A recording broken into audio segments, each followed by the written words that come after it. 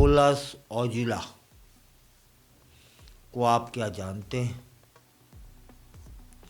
चलिए मैं बता देता हूँ। यह 38 वर्ष के हैं, लंदन के रहने वाले हैं और हिप्नोथेरेपिस्ट भी हैं। इन्होंने कई भविष्यवाणियाँ की हैं, बहुत सी सही हुई हैं और 2025 को लेकर इन्होंने चौंकाने वाली भविष्यवाणी कर दी है। ओजुला वही हैं जिन्होंने पहले कोविड-19 महामारी के विषय में बताया था। अमेरिका के ब्लैक लाइव्स मैटर आंदोलन, आर्टिफिशियल इंटेलिजेंस में वृद्धि और डोनाल्ड ट्रंप की जीत जैसी घटनाओं की सटीक भविष्यवाणी इन्होंने ही की थी। जितनी भी भविष्यवाणियाँ की वो लगभग सटीक और सही पाई गई। उनकी भविष्यवाणियाँ वो करते किस आधार पे हैं, तो उनके आधार है उनका सपना, जो उन्हें 17 साल की उम्र से आने लगे थे। सपना में जो भी उन्हें दिखता है वे सुबह बताते हैं और वह भविष्यवाणी बन जाती है और जो समय होता है उस समय पर उसका असर दिखने लगता है।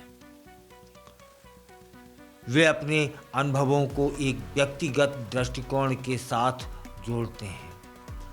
ओजुला का कहना है कि उनके सपनों में उन्हें भविष्य की घटनाओं की झलक मिलती है और इसी आधार पर वे अपनी भविष्यवाणियाँ कर देते हैं।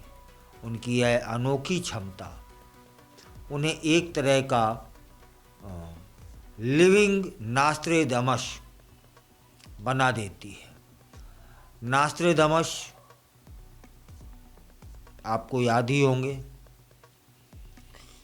भविष्यवक्ता थे और इस कदर की भविष्यवाणी करते थे कि उनकी भविष्यवाणी इधर उधर नहीं होती थी। अब इनको लिविंग नास्ट्रेडमस कहा जाने लगा है, जिसके कारण लोग उनकी बातों को गंभीरता से लेने लगे हैं। 2025 के लिए उनकी सबसे बड़ी भविष्यवाणी क्या है मालूम है? कि तीसरा विश्व युद्ध होगा। यदि उनकी बात सही होती है, उनकी भविष्यवाणी सही होती है, तो क्या 2025 ही वह समय है जब तीसरा विश्व युद्ध होने को है? वे दावा भी करते हैं कि इस साल धर्म और राष्ट्रवाद के नाम पर हिंसा चरम पर पहुंच जाएगी। लोग एक दूसरे को मारने पर उतारू हो जाएंगे, राजनीतिक हत्याएं आम हो जाएंगी। ओजुला बताते हैं कि यह वर्ष करुणा और सहानुभूति के अभाव का प्रतीक होगा। 2025 में सहानुभूति, अपनत्व, करुणा ये सब कम देखने को मिलेगा। मानवता अपने बुरे रूप में दिखाई देगी। इस स्थिति में समाज में तनाव और अस्थिरता बढ़ जाएगी, जिससे लोगों के बीच विश्वास का अभाव हो जाएगा। यह एक ऐसा समय होगा जब लोग अपने स्वार्थों के लिए एक दूसरे को नुकसान पहुंचाने से कतई हिचकेंगे नहीं। ऐसे में हम अपनी सुरक्षा और सामूहिक शांति के लिए गंभीरता से विचार करें। ओजुला ने यह भी बताया है कि 2025 में भयंकर प्राकृतिक आपदाएं आएंगी, अत्यधिक बारिश होगी, विनाशकारी बाढ़ से लाखों करोड़ों लोग बेघर हो सकते हैं। समुद्र का जल स्तर तेजी से बढ़ने से कई शहर डूबने के खतरे में आ जाएंगे।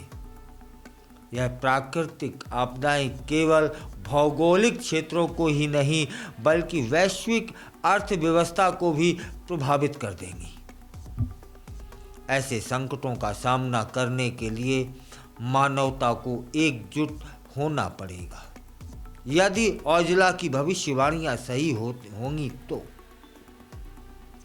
लेकिन औजला का मानना है कि इस समय सामाजिक बंटवारे और संघर्षों के कारण ऐसा होना मुश्किल होगा।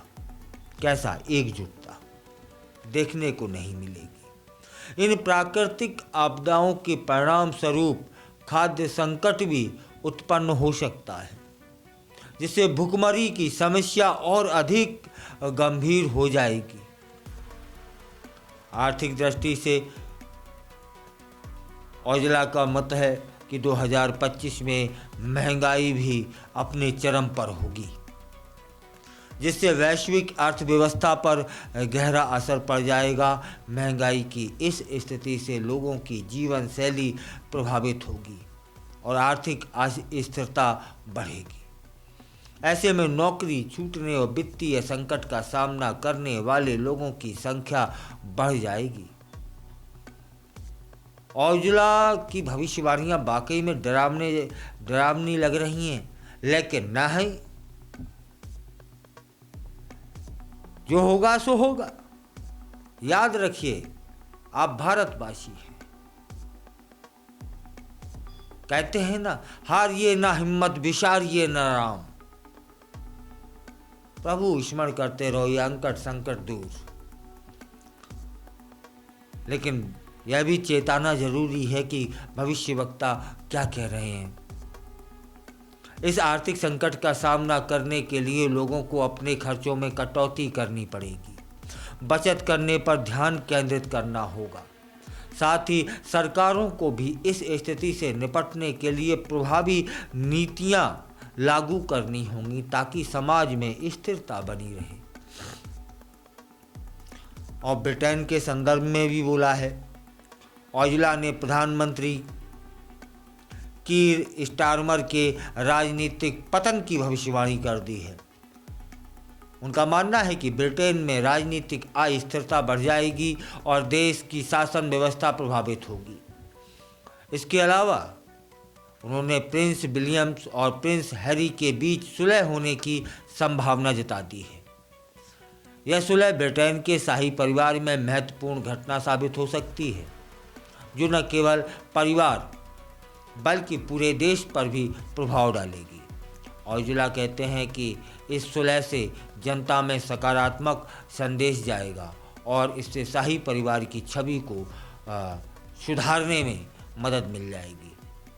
औजला ने 25 में वैज्ञानिक प्रगति की भी बात की है। उन्होंने लैब ग्रो ऑर्गन्स में महत्वपूर्ण उपलब्धियों का उल्लेख किया है। हालांकि ये तकनीकी प्रगति प्राकृतिक आपदाओं और वैश्विक संघर्षों के कारण प्रभावित हो सकती है। उनका मानना है कि विज्ञान और तकनीकी मानवता को नई ऊंचाइयों तक पहुंचाने में सक्षम है, लेकिन जब तक समाज में स्थिरता नहीं आएगी तब तक इन प्रगतियों का सही उपयोग नहीं हो पाएगा। औजला की भविष्यवाणियां उड़िया ग्रंथ भविष्य मलिका से भी मेल खा रही हैं। आप समझ लो, आप भविष्य मलिका एक उड़िया ग्रंथ है, उससे मेल खा रही हैं। इस 16वीं सदी में यह ग्रंथ तैयार हुआ था और 2025 को युद्ध और भुखमरी का वर्ष बताया गया है। हालांकि औजला और भविष्य मलिका दोनों की भविष्यवाणियों के आधार अलग अलग हैं। यह समानताएं दर्शाती हैं कि विभिन्न तरीके से प्राप्त चेतावनियां हमें सोचने पर मजबूर कर रही हैं कि आने वाला समय कितना चुनौतीपूर्ण हो सकता है। उनकी भविष्यवाणियों में अमेरिका का भी जिक्र है कि राष्ट्रपति डोनाल्ड ट्रंप कानूनी विवादों और नकारात्मक प्रेस के बावजूद सफल रहेंगे। हुए है, देखा ना आपने, फिर से राष्ट्रपति बन गए हैं। उनका मानना है कि ट्रंप फिर से राजनीतिक मंच पर अपनी जगह बना लेंगे। पारंपरिक मूल्यों का पुनरुत्थान होगा। यह स्थिति अमेरिका के राजनीतिक परिदृश्य को प्रभावित कर सकती है और लोगों को फिर से पुराने मूल्यों की ओर और लौटने पर मजबूर कर सकती है। औजला ने महिलाओं के खेल में बड़ी जीत और कार्यस्थलों पर वेतन पारदर्शिता जैसे सकारात्मक बदलावों का भी जिक्र किया है।